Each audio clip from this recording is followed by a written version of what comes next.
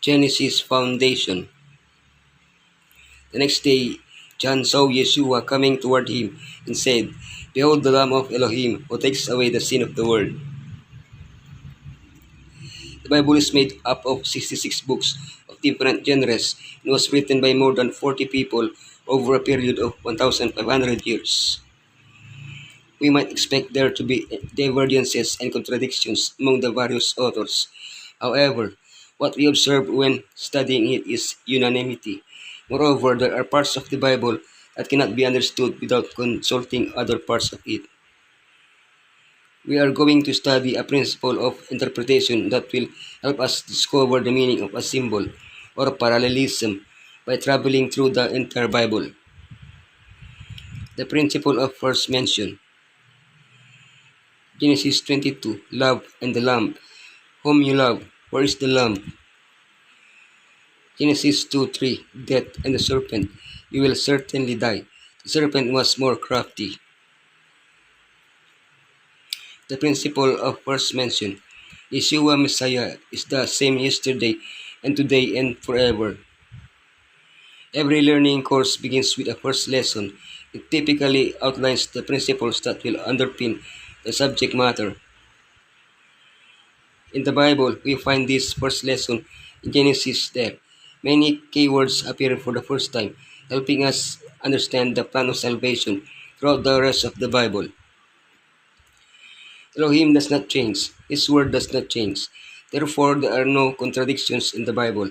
The plan of salvation is explained in it little by little until it is fully understood, or at least to the understanding we need of it now. We can better understand Yeshua and what he has done for us through the first mention in Genesis of some keywords: love, lamb, death, and serpent. Genesis 22, love and the lamb. Whom you love. Then Elohim said, "Take your son, your only son, whom you love, Isaac, and go to the region of Moriah. Sacrifice him there as burnt offering on a mountain I will show you." Love. How do we define love? Our concept of it is clearly distorted by sin. How then can we understand the love of Elohim, which is pure and holy? The first biblical mention of love refers to the relationship between a father and his son, Abraham and Isaac. At first glance, the context seems daunting. Abraham was supposed to sacrifice his beloved son. Don't worry, he didn't end up doing it. Compare this mention with the first mention of love. We find it in the symbolic synoptic gospels. This Yeshua is my beloved son. And don't miss the first mention in John's Gospel, John 3:16. Abraham's act of sacrificing his son illustrates how Elohim loved us to the point of sacrificing his own son so that we might live eternally. Where is the lamb? Isaac spoke up and said to his father Abraham, "Father." "Yes, my son," Abraham replied. "The fire and wood are here." Isaac said, "But where is the lamb for the burnt offering?" The first mention of the word lamb is not accidental. It is the basis for understanding the repeated mention of the lamb in Revelation. Note that the lamb Elohim provided was actually a ram. At Passover, a lamb was sacrificed, although it could be either a lamb or a young goat. That is, that word lamb came to mean the ultimate sacrifice. Gradually, the Bible expands the symbolic meaning of the lamb. He prevented the death of the firstborn. It was an offering that Elohim always had in mind. "I had to die for my sins." John the Baptist identified the lamb.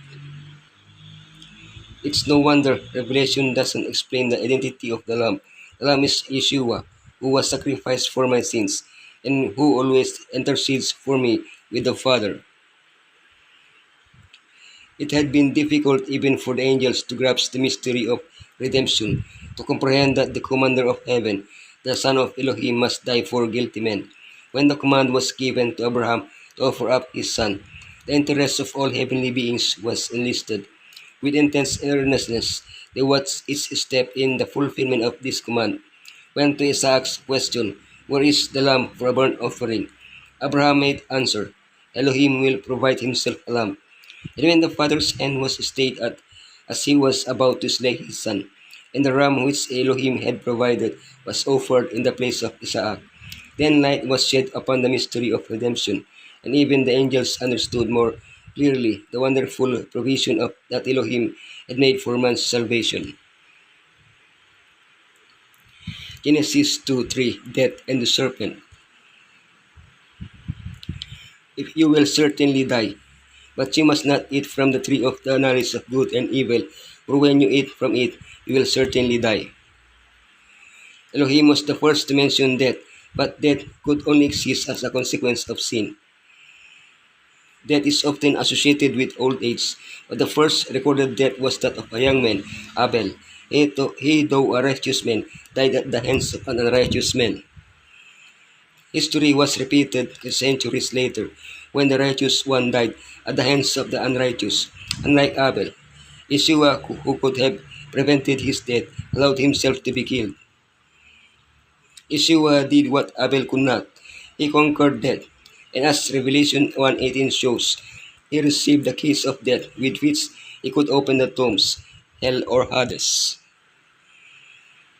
The serpent was more crafty.